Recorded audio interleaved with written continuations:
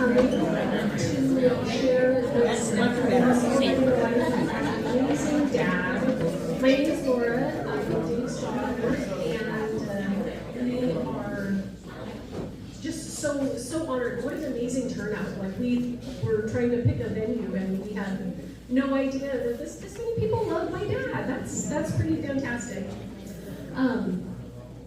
In addition to Dave's amazing wife, Judy, all 7 of his kids are here, and they're kind of all sprinkled around, and 9 of his 17 grandkids are here as well. His brother and sister are here, and obviously so many treasured friends and extended family. This is beautiful, especially I thank all of you who travel long distances. I know it's been a challenging week with flights, and we're very thankful that everyone is here. Before we get started, my brother Dan is going to lead us in prayer.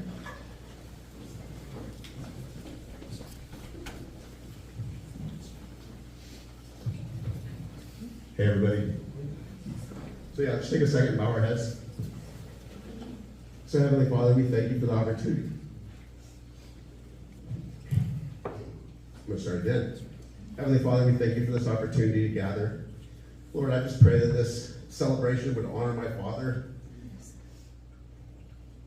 I ask that you would bless each and every person here, Father. Lord, I thank you for the impact and the blessing that they've been, not only in the life of my father, but in the life of his family as well. And I pray all these things in Jesus' holy, holy name. Amen. Amen.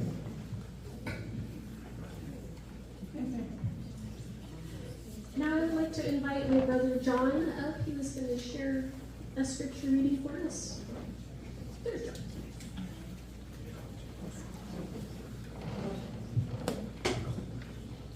Hello, everyone. Psalms chapter 100. His steadfast love endures forever. A psalm for giving thanks. Make a joyful noise to the Lord, all the earth. Serve the Lord with gladness. Come into his presence with singing. Know that the Lord, he is God. It is he who made us, and we are his. We are his people and the sheep of his pasture. Enter his gates with thanksgiving and his courts with praise. Give thanks to him and bless his name. For the Lord is good, his steadfast love endures forever, and his faithfulness to all generations. May God bless reading of his word. Thank you, John.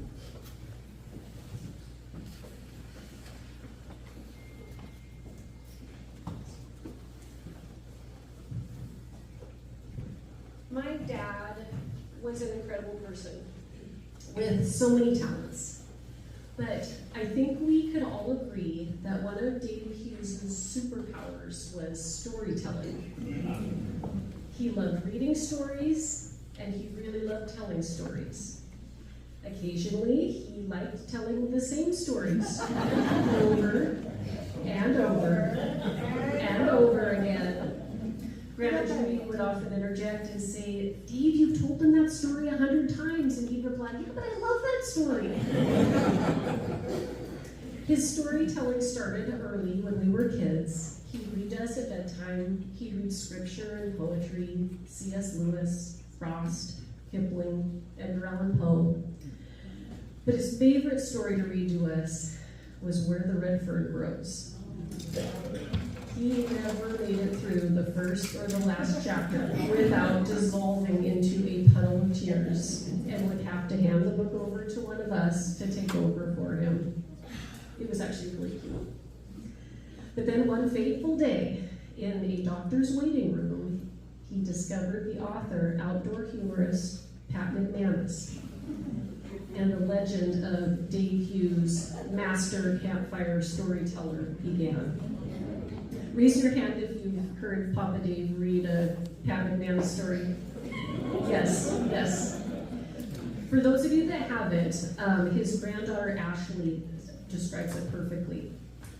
Papa Dave reading Pat McManus by the fire. We always knew when something funny was coming because Papa would laugh so hard right before the punchline. You would see him laugh before you heard him laugh.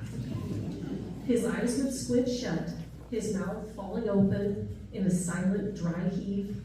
Papa would rock back in his chair, and about 2 or 3 seconds would go by before his laugh even became audible. It would start as a wheeze and then build into a full and thunderous laugh. Even if he were able to catch his breath, he'd need a full minute to wipe his tears from his eyes before he could begin reading again. But it wasn't just Pat and Vanna's stories. He had plenty of his own material. Dave Hughes told great stories because Dave Hughes lived great stories. He'd tell stories about his heroic moments playing sports at the boys' club, or about the mischief he and his buddies got into as teenagers. I won't name names. But I do want to talk to you after the service. I have a lot of questions. But we all know that Dave's greatest story began the day he met the love of his life, Judy. She introduced this mild-mannered engineer to a world of adventure and spontaneity and joy. Together, they had such remarkable experiences with their many, many friends. As their love story grew, so did the size of their boats. Somehow their vessel of choice went from sea kayak to Viking cruise ship. But no matter the size of the boat, the adventures and the stories kept coming. After Dad retired, he took storytelling to the next level. His new mission was to create stories for his grandkids so they grow up with magical memories to tell their own kids one day. He and Grandma Judy built their little paradise on the shores of Illahee, a place where every visit became an epic tale. Papa Dave would take the kids down to the beach and turn over big rocks and find sea squirmies, and he'd lead expeditions into the snaky woods. He would start up impromptu baseball games, spirited volleyball matches, and super champion of the world cornhole tournaments. Most impressively, Papa amassed an ever-growing fleet of boats for his 3011 grandchildren. And no family gathering was complete without an armada of laughing, splashing kids paddling around the Sound. Come 4th of July, it was no longer just a family gathering, it was a full-blown naval operation. With Papa Dave on the shore, grinning like an admiral who had just conquered happiness itself, envisioning the stories that his grandkids would tell. So today, as we celebrate Dave Hughes, the man who never ran out of stories, we'd like to invite you to come up after the ceremony and share your stories with Papa Dave. If you prefer, we also have pens and paper if you would like to add to our Papa Dave scrapbook that we're putting together. In the meantime, speaking of epic storytellers, I would now like to invite up my dad's hero, his big brother, my Uncle Daryl.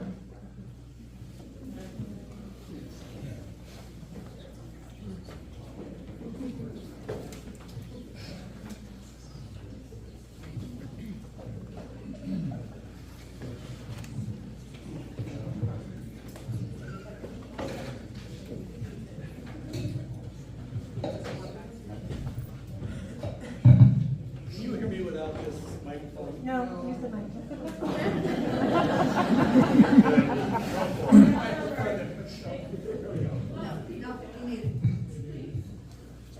That's the pretty tough act to follow. I'm Dave's older brother. Use the mic. You want this?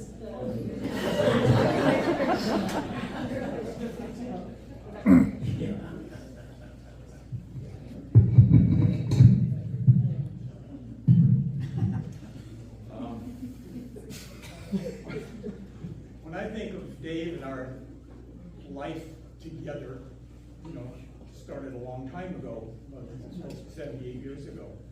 And I'm always reminded of the humor of our mother and what that played in the original, not the original, but you have to excuse me, a little while ago I had TIA and I did a word search, a little bit of a word search poem, so please bear with me.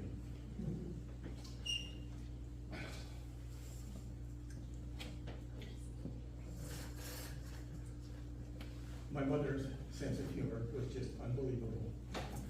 And people ask me, he says, well, humor did your mother have?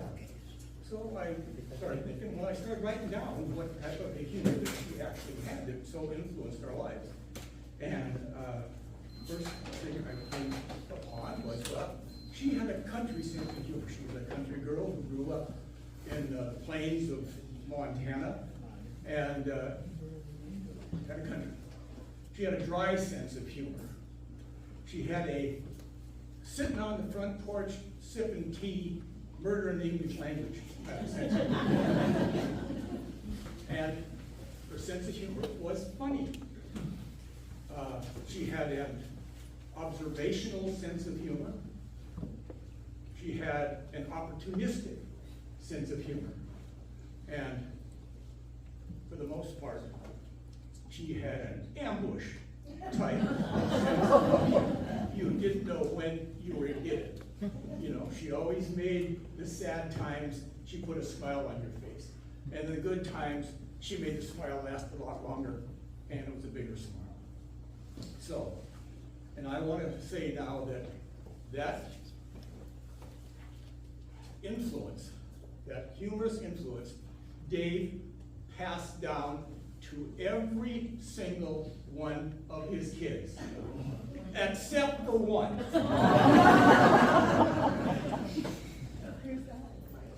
No, I got a sense of Mom, you were right, they fell for it. At this time, I would like to reveal a little secret, a family secret that has been with us for 3/4 of a century. We talked it over with my sister, and she insists that we release this secret from our family safe. And this secret, Valerie, are you sure that you want me to do this? Anyway, the secret is that Mom always liked Dave best. The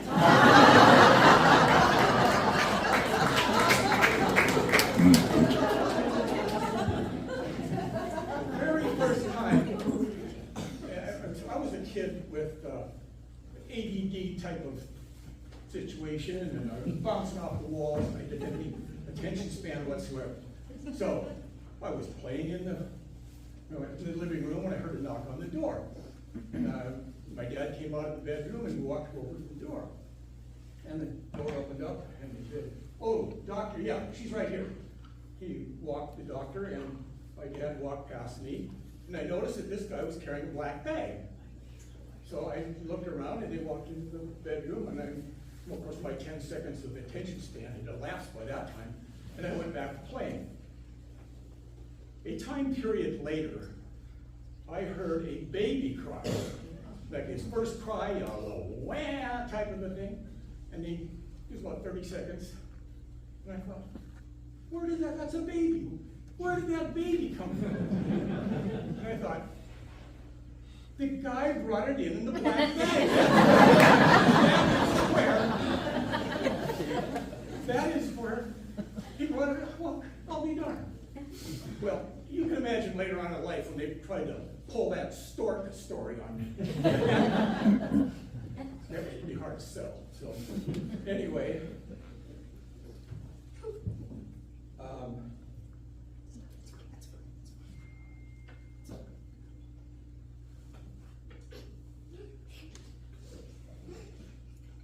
Mom always read to Dave. She read and read and read and read the story. She had him in a blanket on her lap, and she was reading him a story. And the reason that she would do that is that her mother was a teacher, albeit it was a one-room school on the plains of Montana, where 3 kids were on a bareback horse and they rode up. There were real cowboys riding around, and one of those was a stage driver, actually became her grandfather. So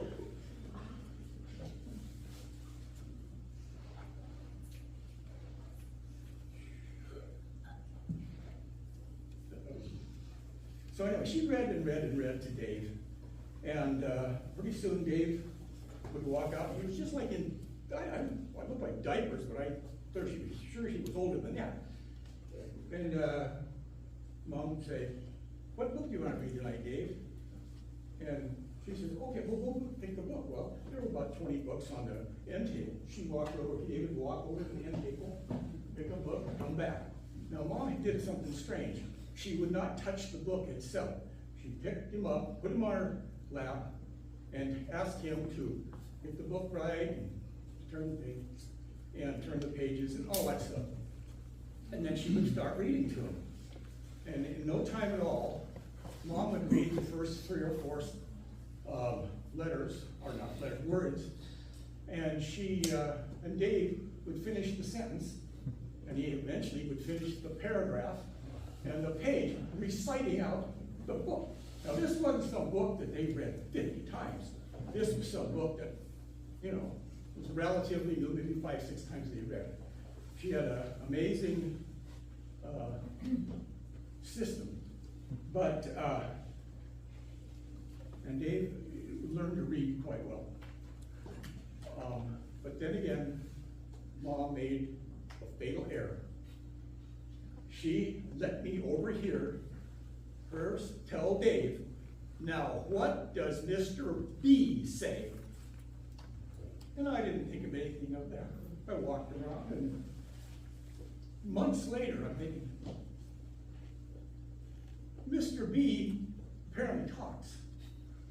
And who in the hell is Mr. B anyway? So I started thinking a little bit, and then I heard her say, "What does Mr. M say?" And Dave would go, "Hmm." And so finally I thought,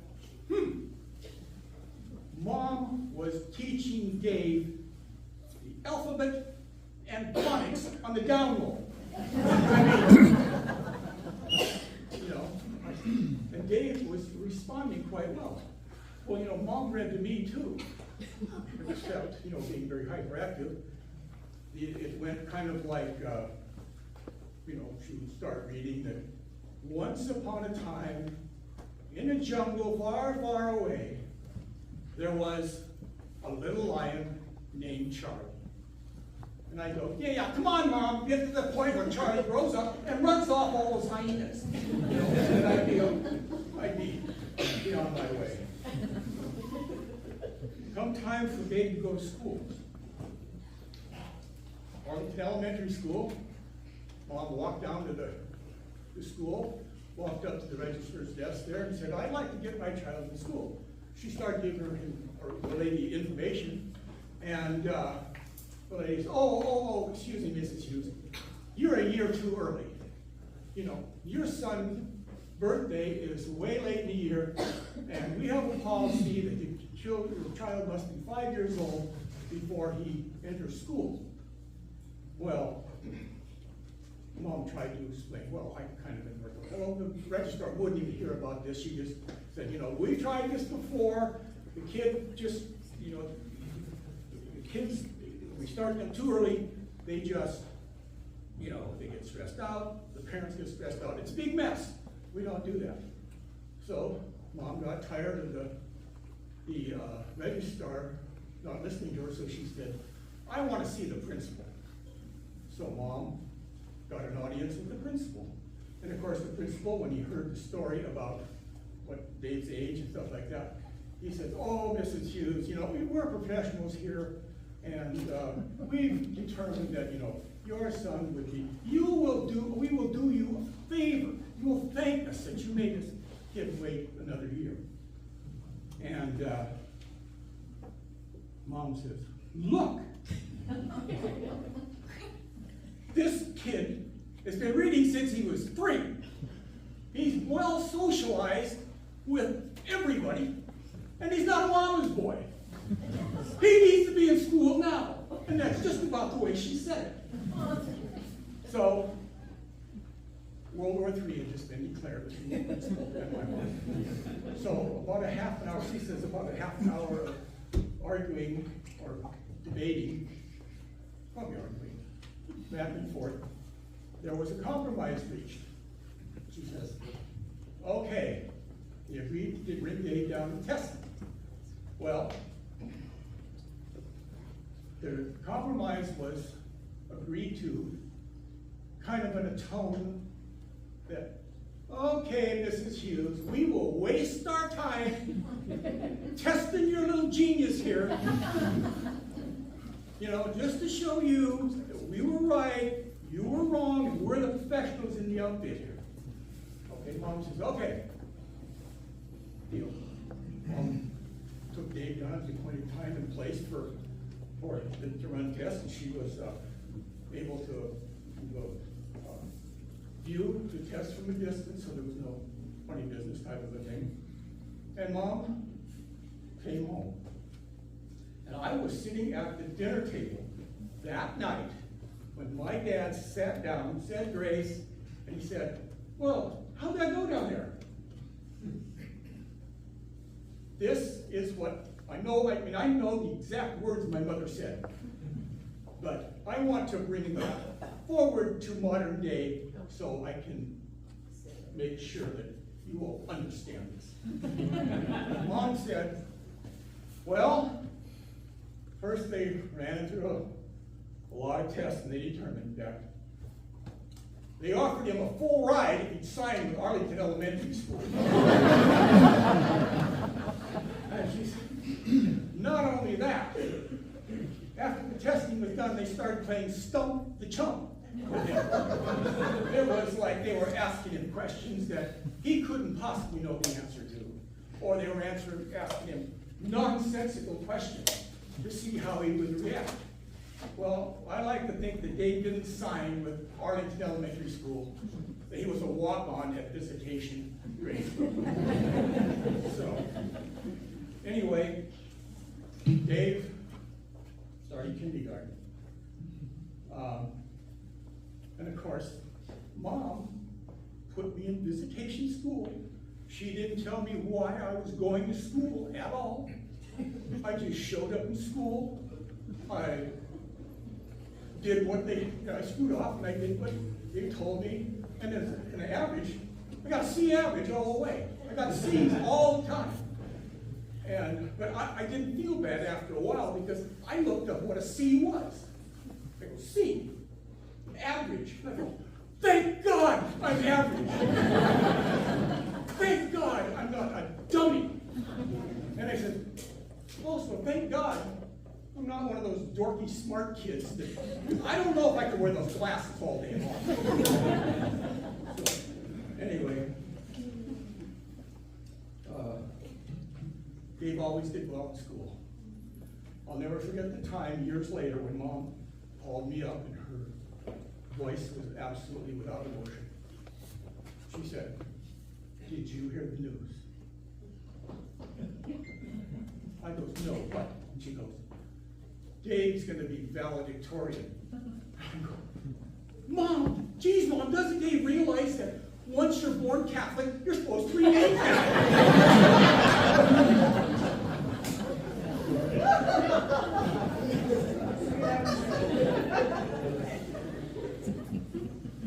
And then,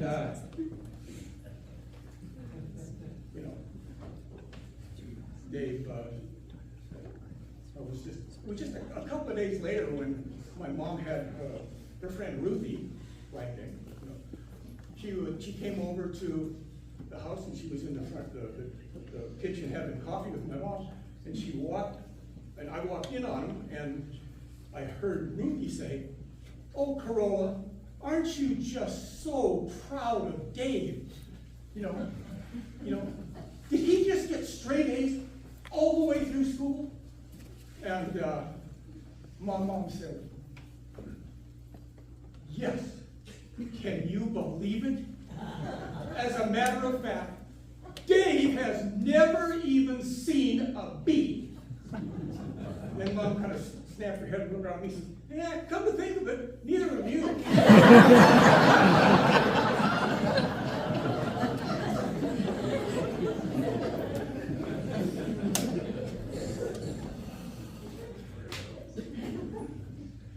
The next I would like to talk about, and there's some guys here that it's the influence of the South End Boys Club on our life. The South End Boys Club was started in 1953, and my dad took us down there. And he says, you guys can play sports all you want, but there's 2 rules. Number 1, you will ride yourself down to every single practice. We're not taking you to practice. We don't have a car, we don't have the ability to do that. Number 2, never be late for practice. So, right, we were riding our bikes down there. We had composite bikes. I should explain that a little bit. We didn't have bikes that were made with the high-tech material you find in race cars and spacecraft and all that stuff. We had bikes that were composed of parts from 6 or 7 other bikes that my dad put together. And we rode bikes. And we were never late for practice. Dave played basketball, baseball, and football down there. And you see over there, the basketball team. He was a good basketball. He was a good basketball player, and he didn't play in high school because Dad instituted rule number 3. He said, "You guys can play 2 sports in high school. I don't want you just playing a bunch of sports and neglecting your studies." So Dave did not play past the 8th grade in basketball. And football, Dave was a tough little guy. Dave played in a league where probably the average, the first league, the average weight of this competition was like 95 pounds. Dave came in at a whopping 78 pounds. He was a small guy, but he packed a big punch. The one game, one of the first games I ever got to see Dave was, he was playing defensive back, and this big kid, practically a head taller, cheap shot at him, laid him out on the ground. Matter of fact, he would probably be targeting or something penalty today. It was after the play was over, blindside the whole 9 yards. And the kid kind of stood over Dave, and they hopped up, and the kid was kind of, yeah, okay. The kid go back. Well, that was the kid's first mistake. The second mistake was staying in the game for the second play. Dave caught him right under the pads and lifted him up, and I was getting this view like that.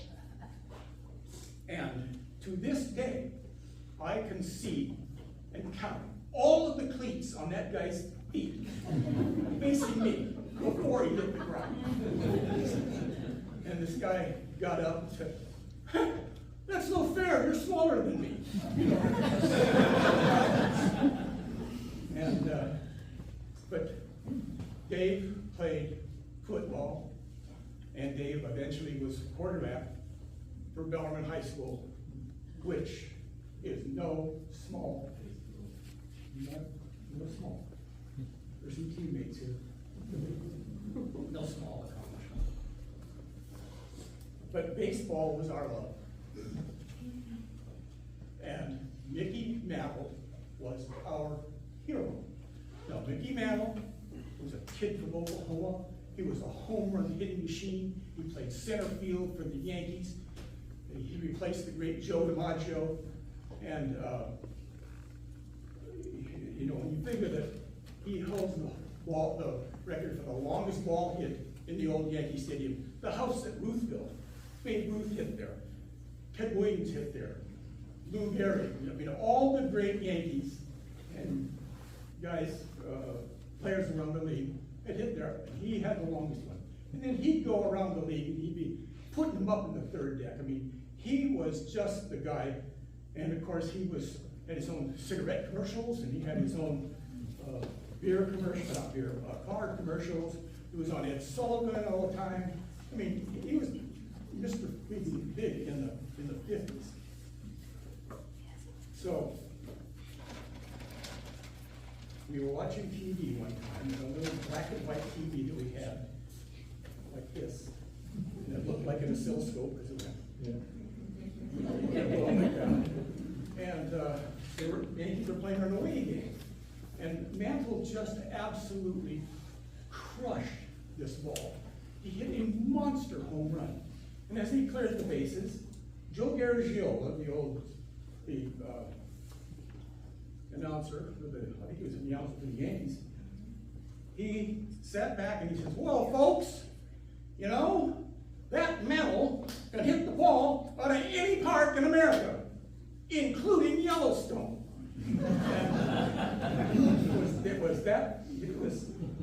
He was thought of that. So Mantle hit in his career 520 home runs or all that. But he hit half of them from the right-hand side of the plate, and he hit half of them from the left-hand side of the plate. Mantle was a switch hitter. So Dave says, I'm going to be a switch hitter. I said, Dave, I said, you are either born right-handed or you're born left-handed. You know, you have to be born like that. You have to be ambidextrous. No, I didn't say that word back then. I don't see student. He says, yeah. I'm going to do it. And I tried to tell him, I said, you know, when you're batting this way, all your muscles are going this way, but all your other muscles are going this way. You know, you can't do that. You have to train your brain, everything. He says, nah, I'm gonna. And then he came up with something I thought was pretty brilliant. He said, you know, when in baseball, the right-handed batter facing a left-handed pitcher, the batter has the advantage. And the opposite, when you have a left-handed pitcher and a right-handed batter, the advantage goes to the batter. And Dave says, you know, if you can bat from both sides of the plate, you can double your advantage and trying to get a hit. And I'm thinking, what, you little twerp? You know, you can't do that. He said, no, we'll see. He went down to practice that day, and Jack Murphy, who, I want to say something about Jack. Jack Murphy was a loudmouth. You could hear him in a gymnasium talking over 2,000 people. You could hear him laughing over 2,000 people. I want to say that with all due respect, he was a loudmouth. Number two, he encapsulated a Marine Corps drill sergeant in that persona. And he also did a Don Rickles in that. And an example of the way he coached was he'd be dogging it down to first base, and he'd go, you run like that, and your mother could throw you out. Get back and try it again. Now try it again. Now take 2 laps for your mother. And, you know. So anyway, Dave successfully, at the end of the first season, became a switch hitter. And the next season, he just absolutely creamed the ball. He was hitting for an average. He was not a long ball hitter, but he did the job.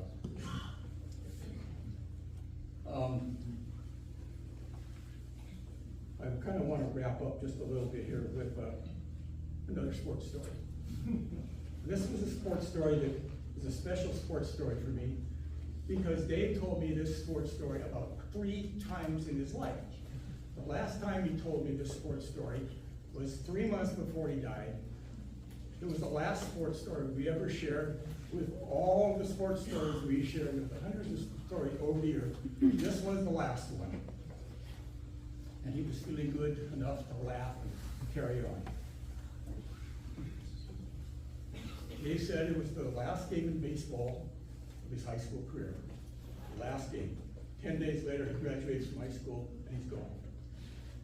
And he's playing Lincoln High School at Heidelberg Field. Heidelberg Field was a state-of-the-art facility at the time. Lincoln High School was at that time considered a South End school. All the Lincoln players, or I say all of them, you know, quite a few, played at the South End Boys Club. They played with Dave, you know, for 6 years, all 3 sports. And so Dave knew all the guys and all that. And who was the coach of Lincoln High School? Jack Murphy. So Dave gets up to bat, he's batting left-handed, and kind of looks over at Jack like, yeah, okay. And Dave knew this pitcher, he knew the kid, he knew the psychology of pitching. And He said, first of all, he'd throw a ball, and he would try to get you to chase the ball, and most likely it would be a ball. So he'd have one ball, no strikes. He said, then the kid got stressed, and he said, I need to throw a strike. So he said, the odds of him throwing a strike on the next pitch. So Dave sat on that first ball, and it was a ball. The next pitch, Dave said, here it came, right down Broadway. And he turned, and he caught the ball, line shot. He said, I hit a frozen rope out to the left field, over the right fielder's head, one hopper to the fence. This ball had triple written all over it. If the ball would have hit the chain link part of the fence, but it didn't. It hit the pipe, and the ball came bouncing back right to the right fielder, and he turned, fired into second. Dave, turned on the jets, dove for second base, just made it. He's safe. Gets up, and because you get dirt everywhere when you slide head first. And he looks over, and in the corner of his eye, he sees Jack Murphy kind of in the dugout, and he goes, and Jack goes, he's sitting down here.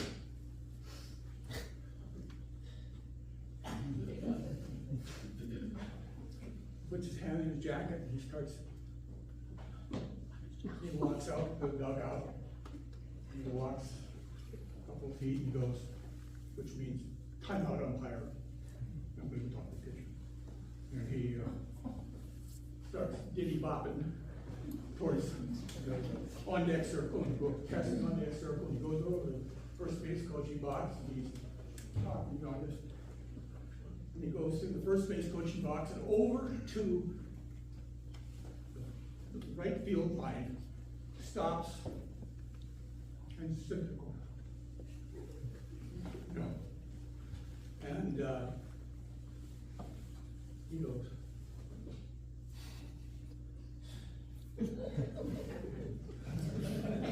and then he yells out at Dave, why the hell didn't you hit the ball like that when you played for me?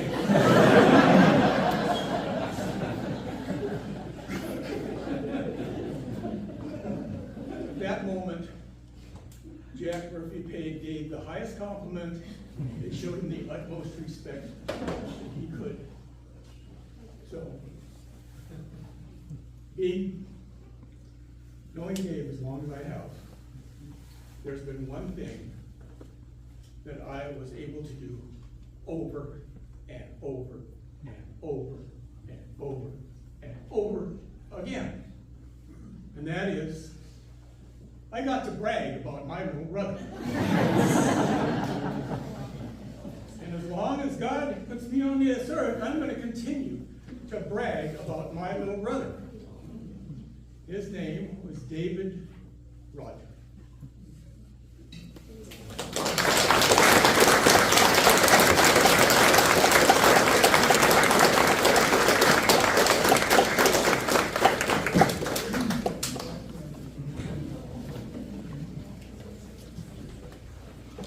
They might be related. Fantastic storytellers. Thank you, Uncle Darrell. So you may have noticed on the cover of your program, there's an image of the Big Dipper pointing to the North Star.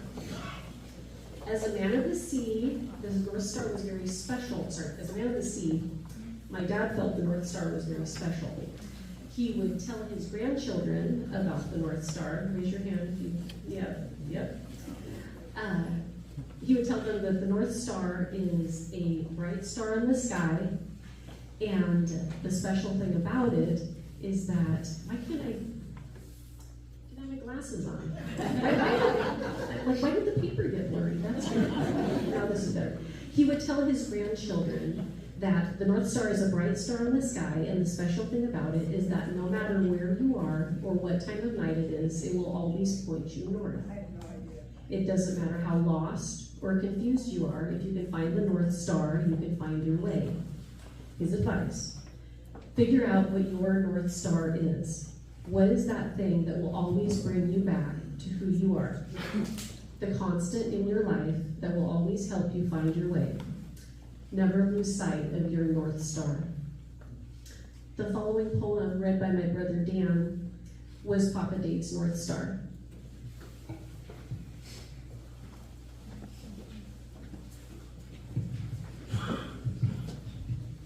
I remember when I was young, one summer my dad sat me down and he had this poem with him. And he said, Dan, this summer I want you to memorize this poem. And if you can find a way to live out these words, you'll be okay. It was a bit concerning because I was 8 and I'm like, am I that far out there?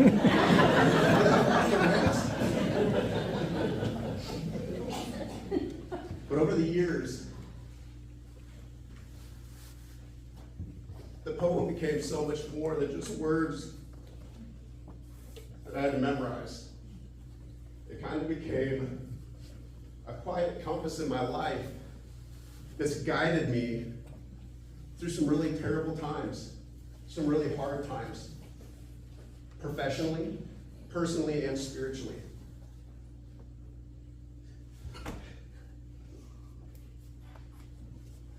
And to me, the words have always been a reflection of the man that my dad was. The poem's called If. It's by Rudyard Kipling.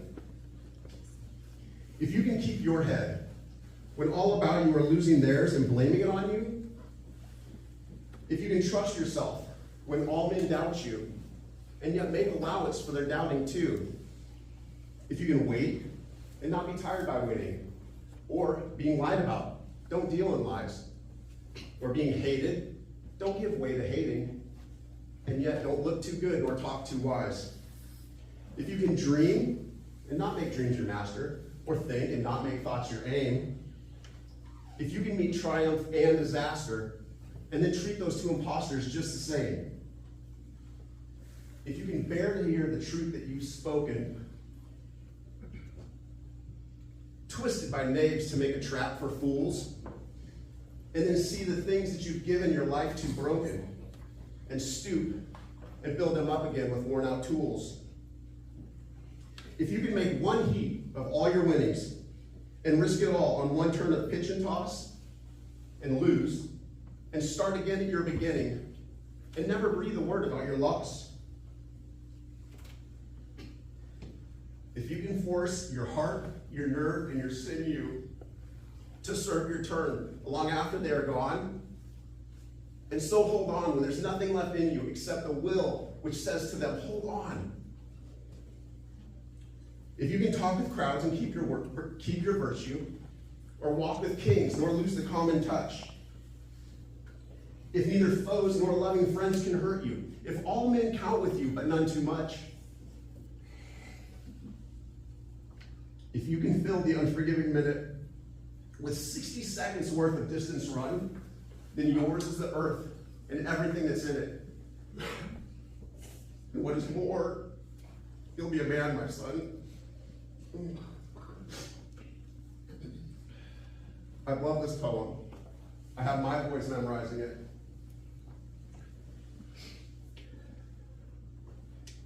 Yeah.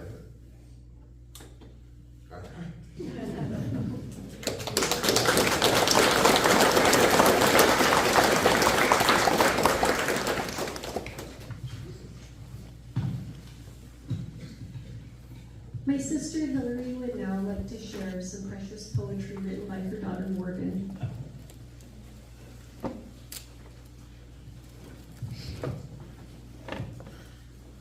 Well, you've heard a lot about Papa Dave, the storyteller.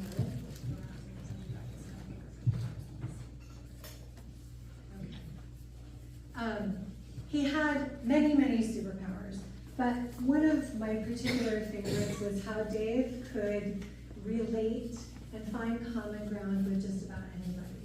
I know you've all experienced that with him. He was really intentional about doing that with his grandkids, and he made each of them feel so special. So with Luke, he would, have great conversations about engineering. With Adam, about sailing. And with my daughter Morgan, it was about poetry.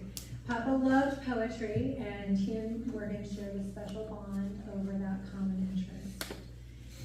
In this time of celebrating him and honoring our own shared grief and loss, what better medium to touch our hearts? I would like to read for you 3 poems that Morgan wrote. The first is one that Papa kept by the bedside, and he would quote when he talked about how he loved how she would create pictures with her words. The other 2, the next 2, she wrote for and about Papa.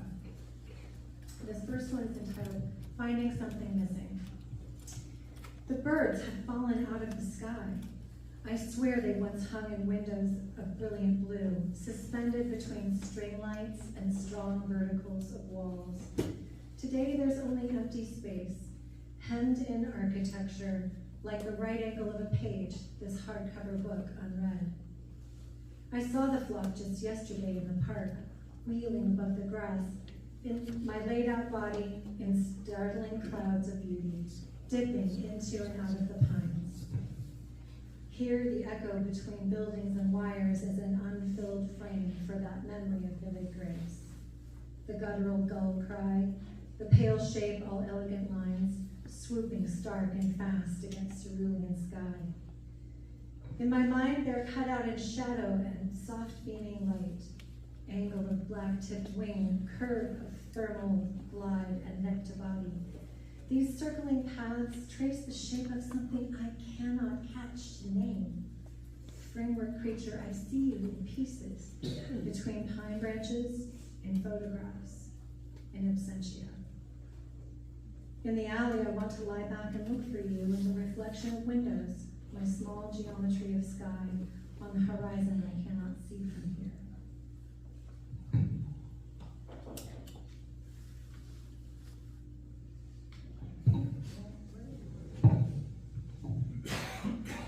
The next 2 are kind of collectively entitled In Remembrance.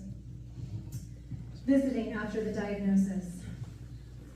There is dust on the piano keys, and a distant eagle calling, and a heron, ponderous, contemplating still water in a stream. The dog lies dreaming, twitching, heavy on the couch, and inside we sit by dewy windows while he prints us poetry. His own words, other people's, paperweight North Stars. What strange blessings these, last lessons well thought out. To be sure the end is coming. Papa, tell me something that you think I should know. I'm finally out of time. Watching the clock, what happens when the hand hits 1? Past the hour for awakening, still you scrape a shallow, painful consciousness from the body that begs for rest. You always love to stay up with the stars and stories and maybe a mug of wine. But something different is calling now. Are humans all such mixed desires? In the same dark we share, I am driving the long road home, still rehearsing all the conversations I don't know how we'll have. A hope to slip a few more moments under that second hand's closing wire. I can only make my way to you so fast, at a minute's restraining pace, racing the cool dark loss and relief where consciousness ends. With our few remaining hours all rolling over and away, I am still hoping, despite all this gone so far, that somehow there will be time to hold your hand.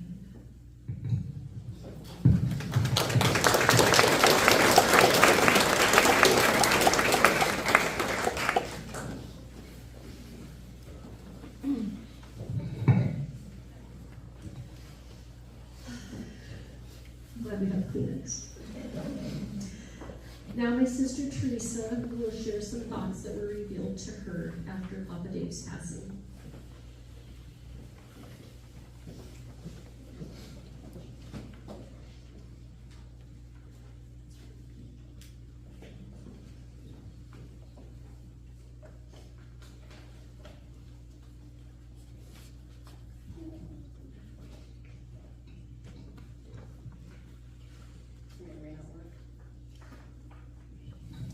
Thank you guys so much for being here. One night, while I was praying for my dad, I started to wonder about what would heaven look like for him? I laughed at the image because it isn't fluffy clouds and golden gates. It would be much more him. When I pictured it, I saw row upon row of perfectly stacked chopped firewood, just waiting for someone to move it. I see a big grass field, just big enough that he could mow it as often as he wants. There's a beautiful body of water, sparkling, so that he could go and have endless adventures out on the sea. There would definitely be a fire pit where we could sit around and read stories and laugh. He could just sit back and gaze at the stars and ponder life mysteries. But most importantly, there would be a shed for every tool.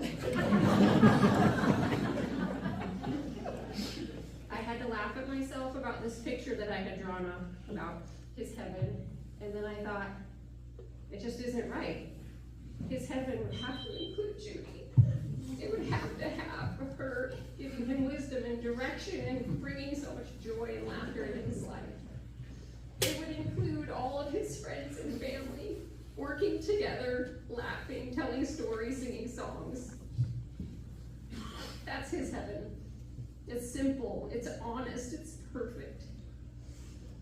And then I realized he built pieces of his heaven here on earth. And when he chose to share all of that with us, magic happened. That's why we are all here, is we love every moment of being in his heaven with him.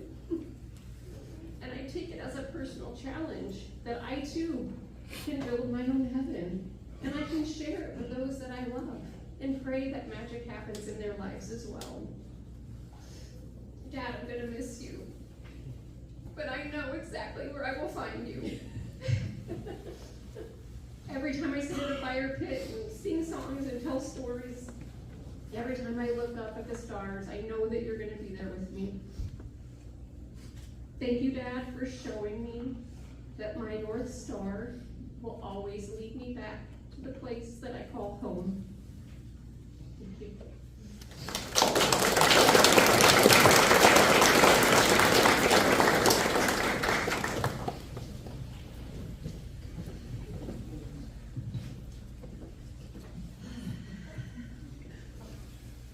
Give me a second. Now we were hoping that you could share your stories with us. To start off, we've asked my dad's best friend of nearly 70 years, my uncle, Joe Staley, to come up and share his reflections of his best friend.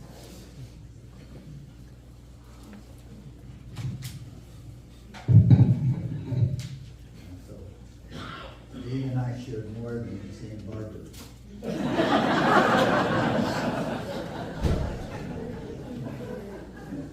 When I think of Dave, I think of the title of a movie that I think a whole lot of you have seen, and if you haven't seen it, it will be coming on again in 2 weeks. A Wonderful Life. I'm pleased and honored to be part of Dave's wonderful life as we share so many things together. Like Laura said, we've been friends for close to 70 years. And Dave is a storyteller. He says when he would introduce me to his other friends, he'd say, I met Joe on the 4-yard line when he caught and pulled my flag as I was going in to score a touchdown. That's how Dave always introduced me. As we went on to high school, we did all the things best friends did together. We played sports, we double dated, we went on camping trips to the coast, philosophizing around those special campfires. Dave so loved the world, he so loved all of his friends. He got me my first real job at a cabaret restaurant in South Tacoma called Steve's Gay 90s. It was a high school boy's delight, with can-can girls dancing across the stage in scantily outfits. Daryl was there too. I got us our first full summer job at a laminating factory down on the Tacoma Tide Flats. Dave never forgave me for that. It was dirty work, but it encouraged us to go to college. And it also paid for cars and girls. Dave, as all of you know, was very smart and, as Darrell pointed out, very athletically gifted, especially in baseball. And as a storyteller, he liked to tell the time he struck out Ron Say, who was an all-star third baseman for the Los Angeles Dodgers. Then it was off to college for us. Dave, as our valedictorian, he had a full scholarship to Seattle University in engineering. I headed south to run track at the University of Portland. Remember, I caught him on the 4-yard line. We kept up our friendship throughout the summer breaks, and then in the fall of 1968, Dave wrote me a letter. He had come down, he wanted to come down to Portland for the weekend. He just broke up with his high school sweetheart, his college sweetheart. And in the letter he said, I feel like Hughes on chain. I had a cross-country meet in Corvallis, and so I suggested that he come down with me and I'd get him a blind date with my girlfriend's sister. Well, that June, we married those sisters in a double wedding. So that's where all these Hughes kids came from. And the wonderful grandchildren too. Now I'd like to just share some of my observations about Dave and his gifts and talents. And we've heard these before, but these are my thoughts.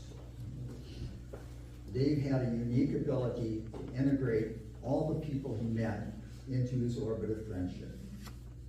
He shared with me stories about many of these folks, the Shipleys, Ruby and Ed, Becky and Paul, Jose and Rosie.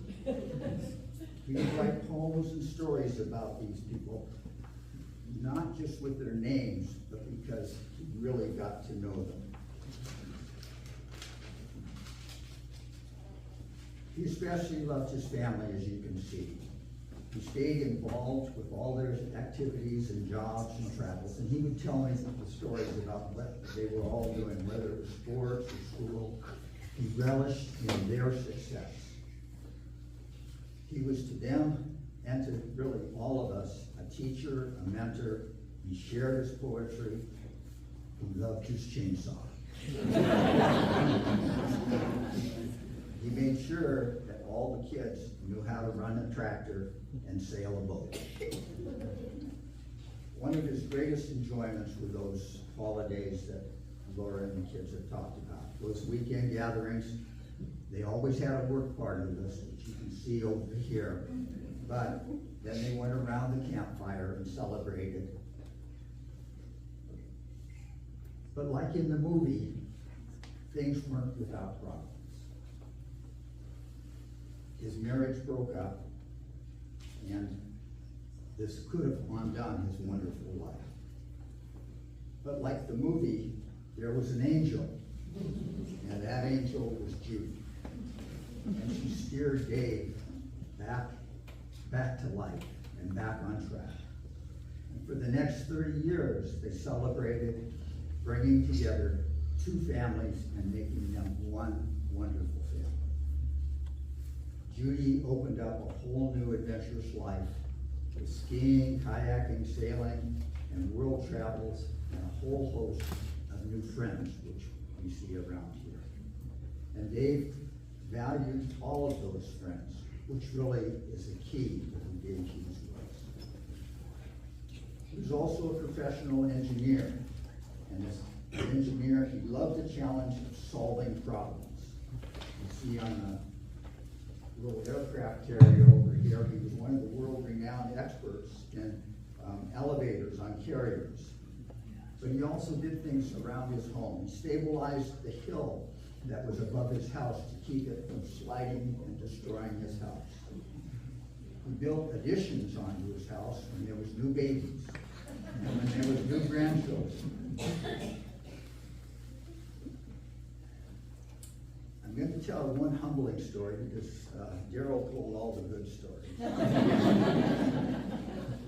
We were out camping. We had a piece of property. Dave came out with the kids, and we would go camping out there. And there was a tree in the middle of the property that we decided needed to come down.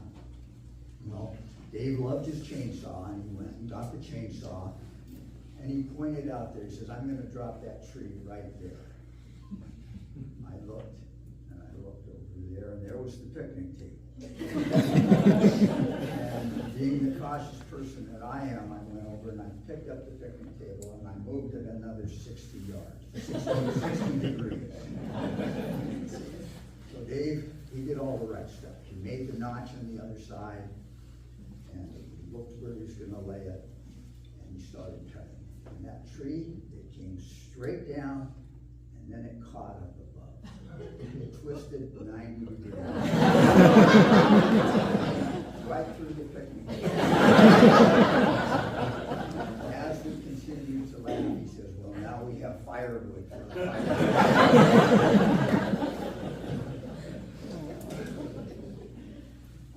I think Dave had his life mission to make his world a wonderful world and a better place than he found it. And I think we can all agree and say, Dave, mission accomplished.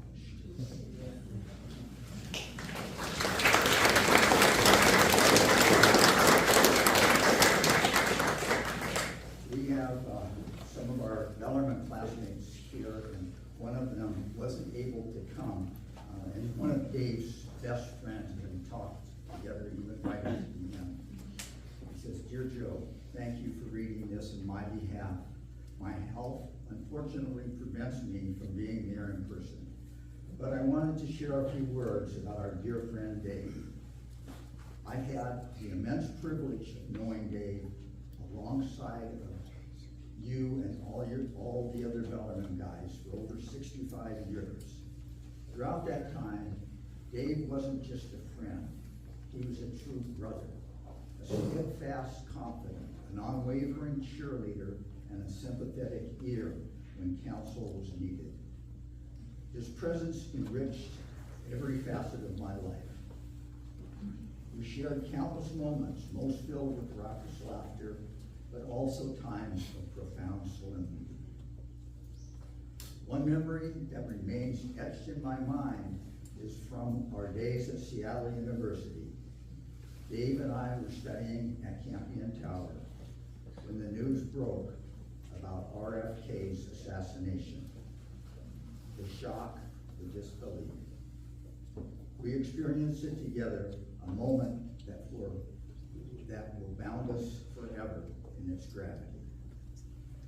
More recently, in June of 2024, when my beloved wife, Lori, passed away, Dave was there for me in a way words can't capture.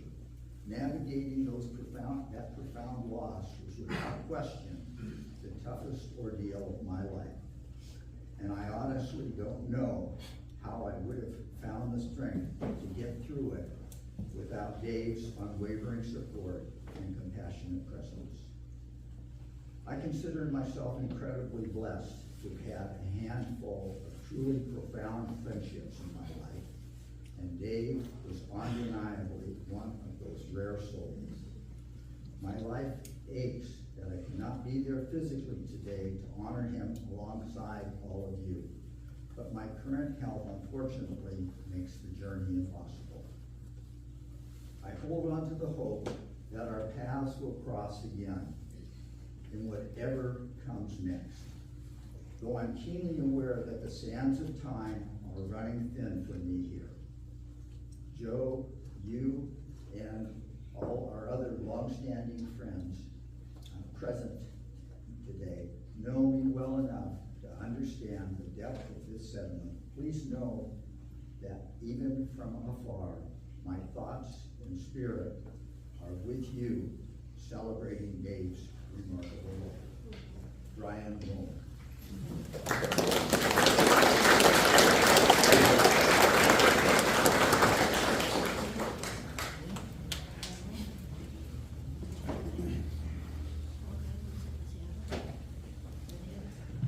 Okay, at this time, we would love if anyone would like to come up and share a story.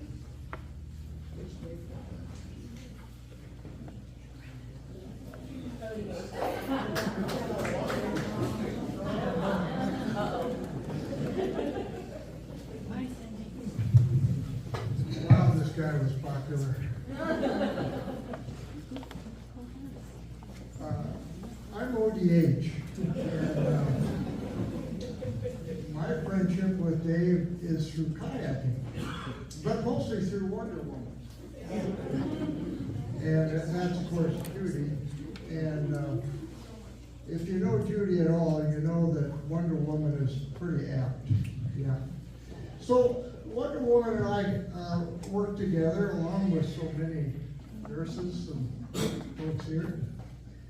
And we started kayaking together. And we kayaked for, I don't know, 2-3 years before Dave came along. And so I want to share a memory that for me was just one of so many. And I know each and every one of you has a great memory of this terrific fellow. But we were big on nicknames like Wonder Woman. And it took a while to figure out a nickname for Dave. But it started with just, he described what he did, when we first met. And I don't know whether it was he got a promotion to being the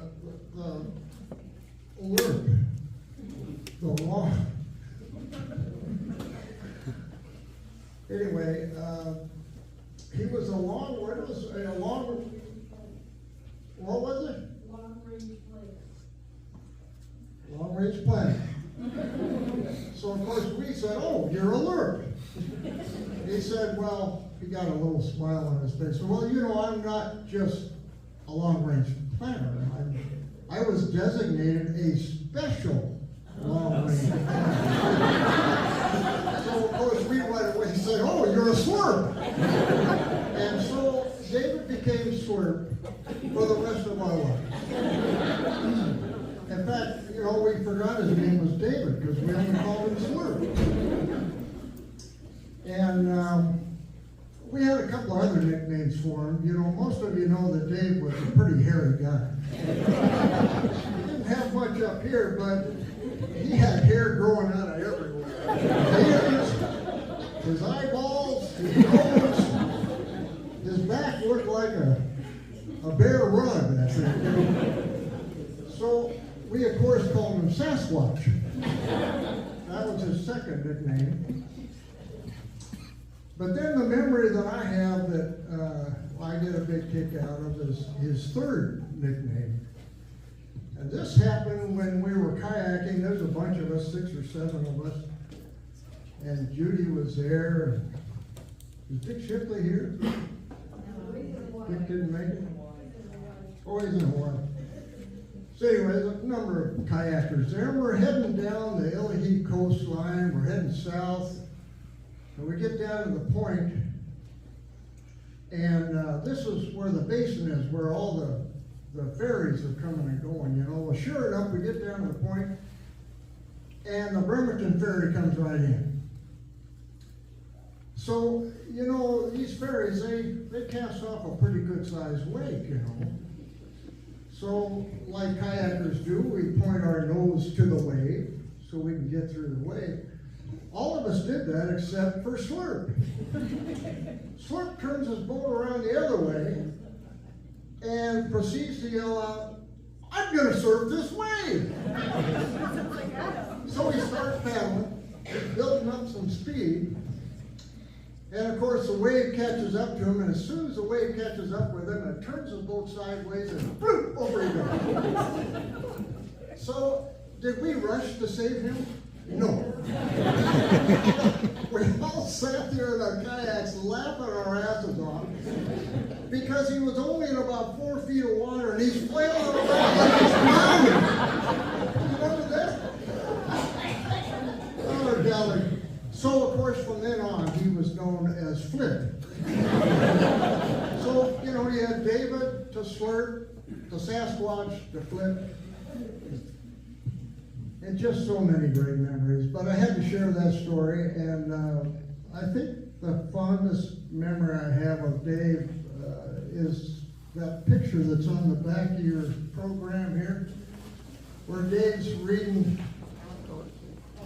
Who's he reading? I bet you all can guess. Patrick McManus, right? He's reading Patrick McManus. So the memory we have is we would always, for a bunch of years, we'd go up to Johnstone Strait, you know, it's the top of Vancouver Island. And we'd kayak across Johnstone Strait, and we'd camp out on this little island called Little Hanson Island, right? Great camping spot. And of course, after a day's paddle, we're sitting around the campfire, and everybody's sharing their stories of the day, you know, what orcas they were paddling with, and you know, all the bald eagle stories and all that stuff. And of course, David is going to whip out his Patrick McManus book and start reading the story, you know. And as so many of you, especially the family, have seen, he'll get about a third of the way through that story. And he'll get that sparkle in his eyes, and he kind of hunches down, and his shoulders start laughing, and he can't get through the story because he's laughing so hard. So Patrick McManus is funny anyway, but you've probably heard the term or the phrase that, you know, when we pass away, we're never really gone. As long as just even one person remembers you, you're alive. You're still alive. And I'll bet you Slurp's going to live on for a lot more years with all of you guys. So, anyway, next.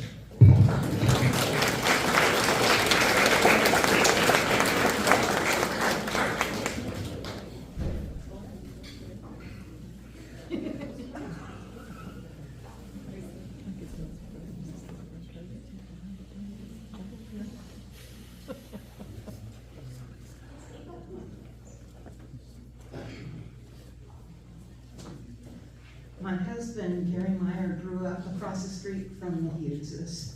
And Gary and David were the same age. And they must have been, I mean, Daryl and Valerie, I mean, they were just like before Valerie was born. And it was the most loving childhood that there could have been. The kids loved each other, and the parents all loved each other.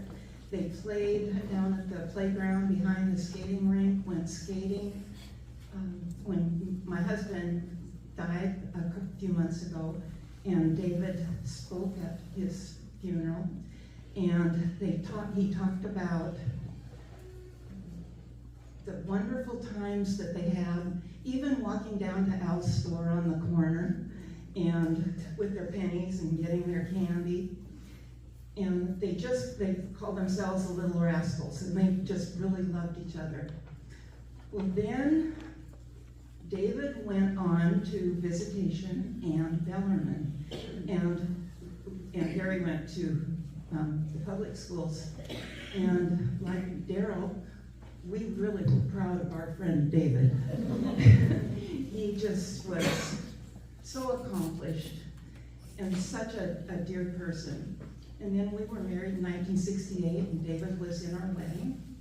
And before I came along, he used to go to Lake Chelan with Gary and his family.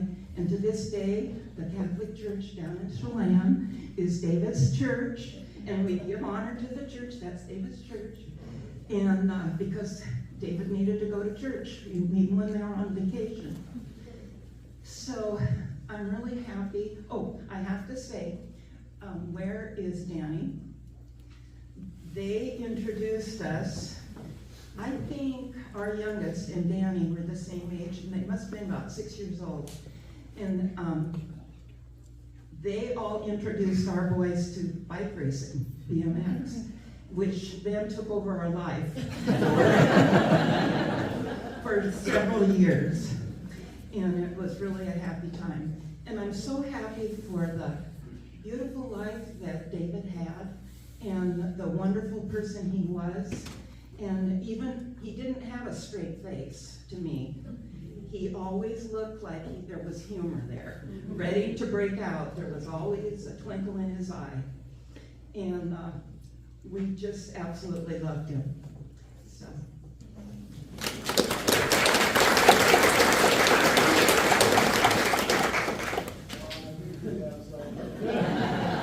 ODH reminded me of many, many times of kayaking with Dave and Judy. And ODH mentioned, excuse me, Little Hanson Island.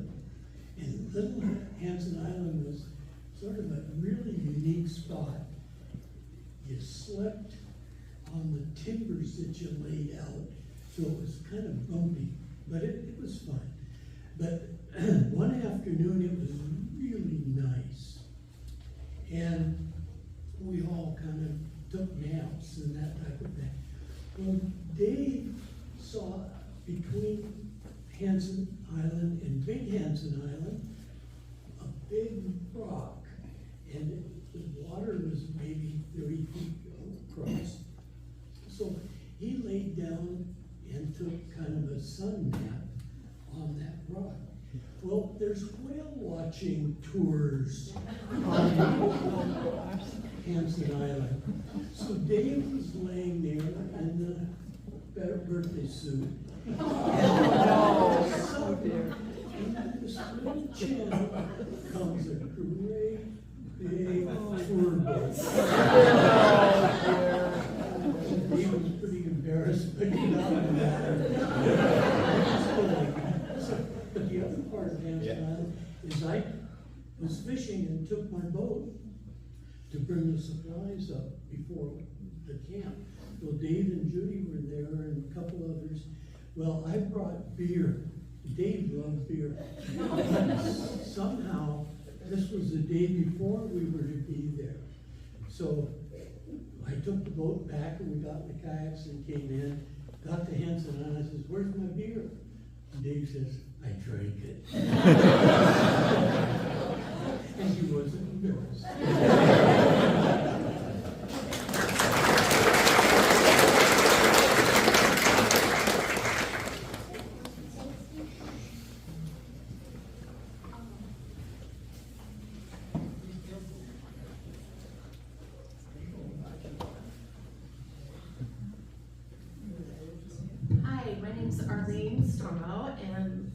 Dave and my father, Gordon Wiskowski, worked together at the shipyard for many, many years. And I see the Bellings and Jack and Vic McCarn and Mike and lots of people that, with the crew that's left after all those years. They were very, very close. They worked during the cold years, spent lots of time together, and every year had a big picnic out at Tiger Lake where everybody got together and all the kids came together too. I was one of those little kids.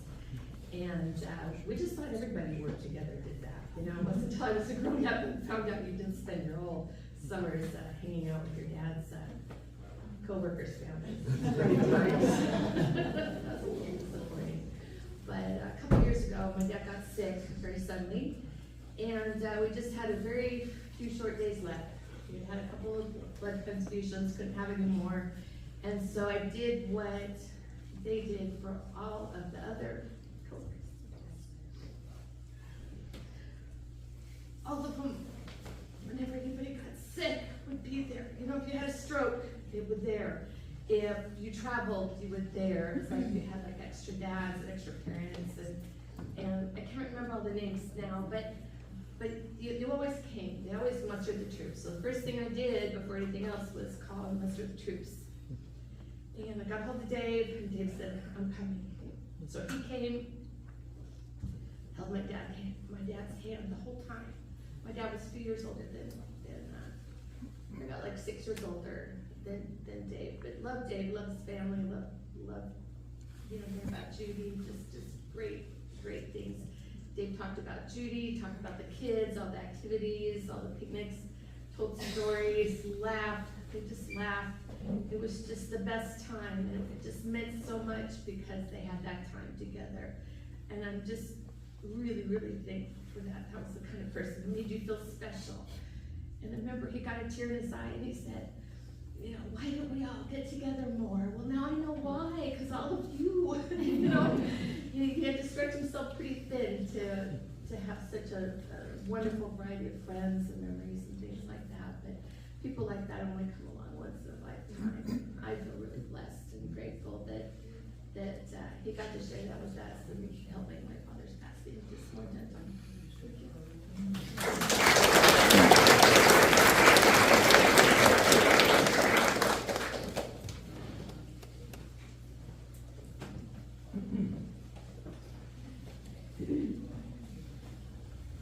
Here comes a South Tacoma boy.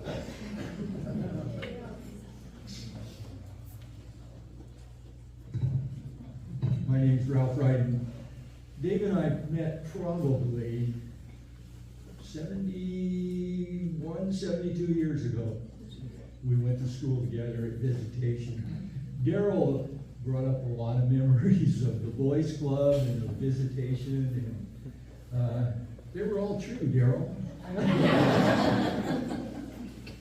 David was a really great young man, but he was a friend.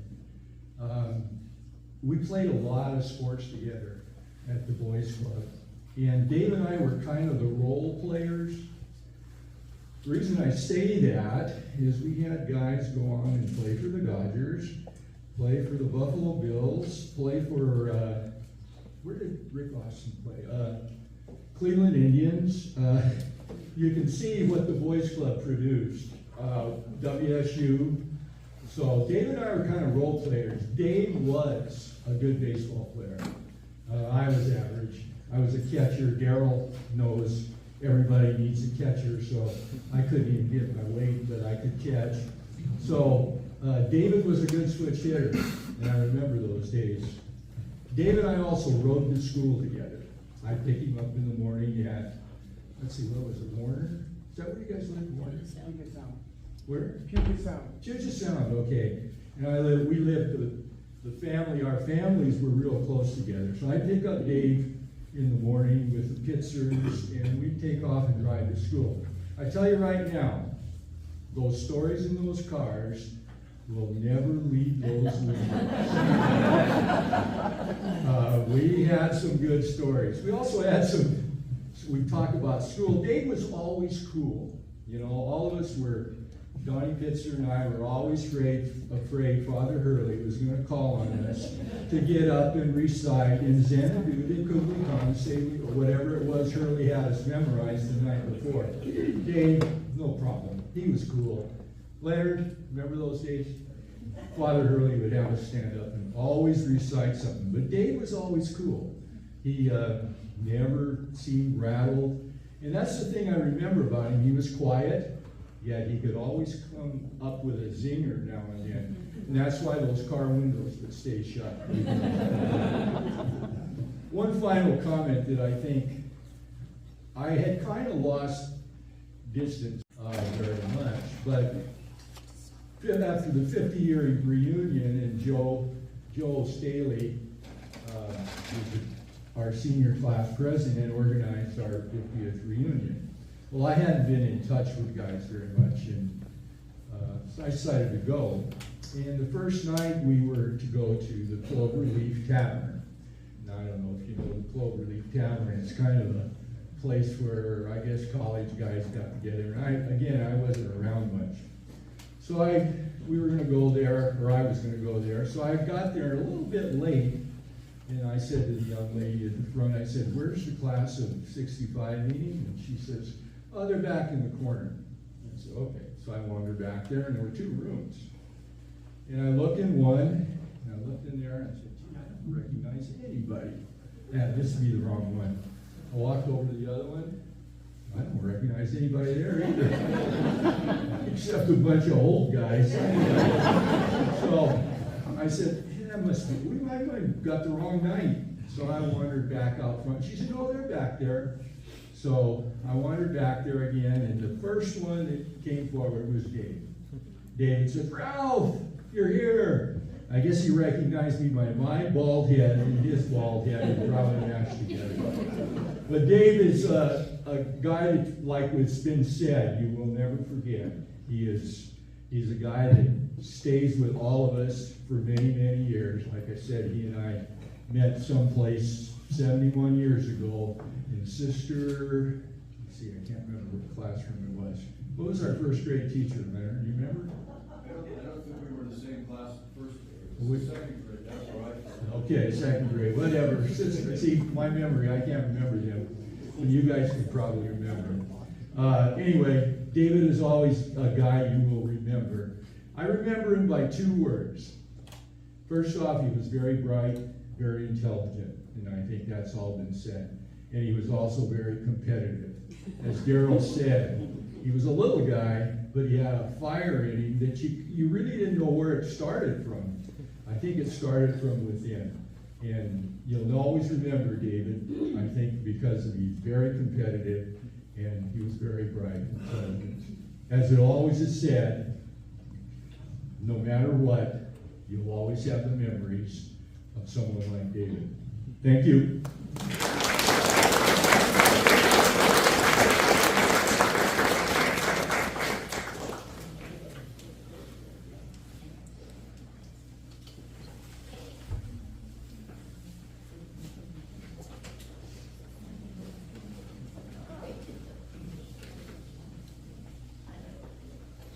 So I'll just tell two little things. The word friend. So I'm number 7 of 8, and the advantage that us younger ones have in these big families is we know a lot more people than our older brothers and sisters, or at least we know them by faces. And that's Dave. So when I was having some work done, and they said, well, we can only come today. And I said, well, you can't come today. I've got a funeral. Well, who died? Is it that important? And I said, yeah, it's a family friend. Well, what is that? And I was like I'm going. So much for getting anything done. I don't care about my house, I'm going.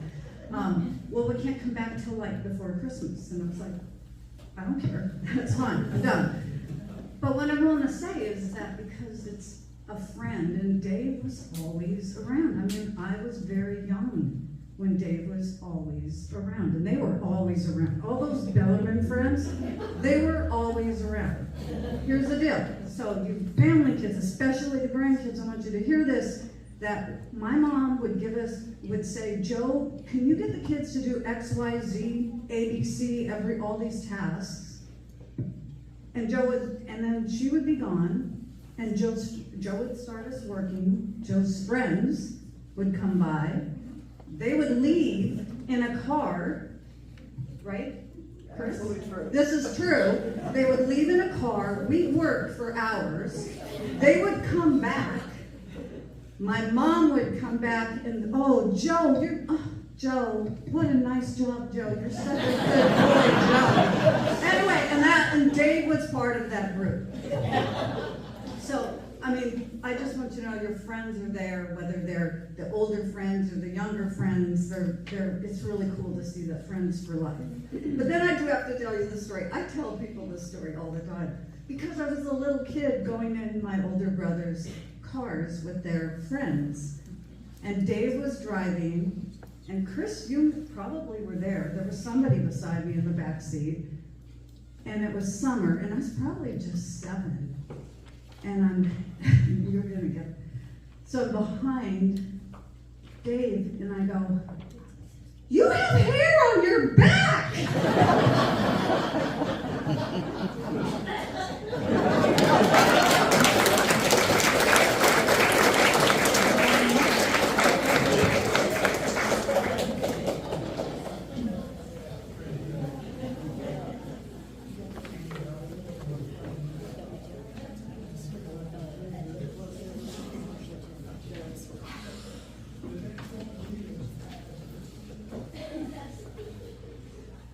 So my name is Brooke,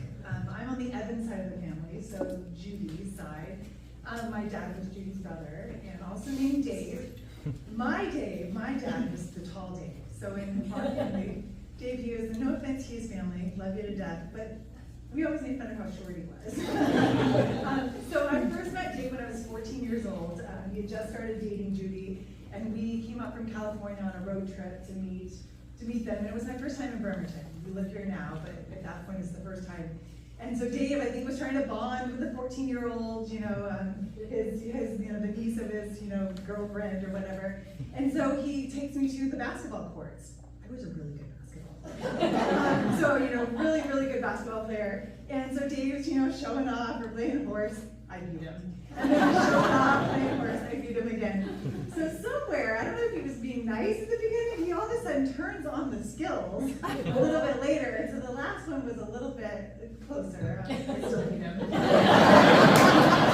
So fast forward, a lot of the pictures around the room were adventures that I got a chance to go on with Dave Hughes and get to know him as my uncle. Obviously the wedding being here and then later on.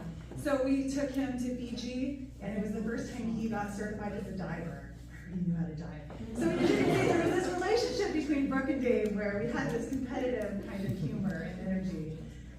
We went to Australia, we did a lot of different trips with Dave.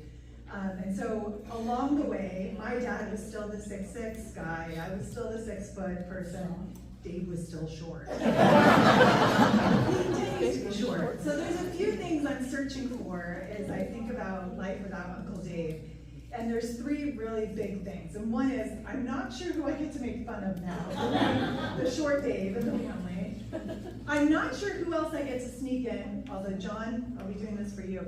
Kale into lasagna and call it spinach. I don't know what his issue with kale is. It's like the best vegetable ever. Thank you. Yeah. Dave Hughes, unless he lied and told him it was spinach, and put it into lasagna, really. And the third thing is, he came around in the end. I didn't tell him for a while. He now likes tofu ice cream. In the last year, he really developed a love for ice cream, and so I got a lot of opportunities to make ice cream for him. And I think raspberry tofu ice cream became one of his favorites. So Uncle Dave, you will be missed. Thank you, and I'll probably still call you short.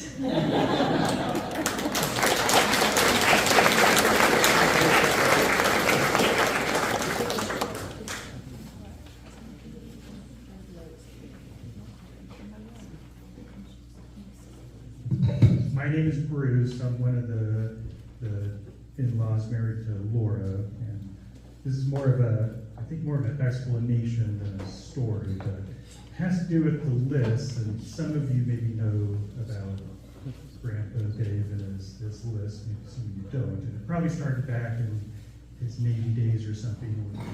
He was a pretty good taskmaster, and I think he would, mark down all the things that needed to be done, and that carried through into the family as well. And I don't know when it started. I think maybe when the grandkids started getting a little older. Some people have talked about the big get-togethers on Memorial Day weekend, and I'll kind of pick that one because that was the beginning of the summer. We'd all arrive, and everybody would be like, "Okay, what's on the list?" Because that list was everything we were going to be doing. Maybe one day, maybe 2 days, maybe 3 days.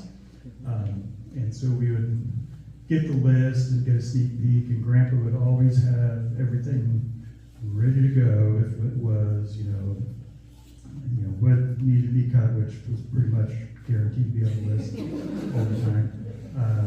The saws would be ready, you'd have the gas there, we'd get going, maybe the grandkids needed to drive up with the tractor and pick up the wood we were cutting, and he'd have that all gassed up, the trailer on, ready to go. And this is kind of what we did, and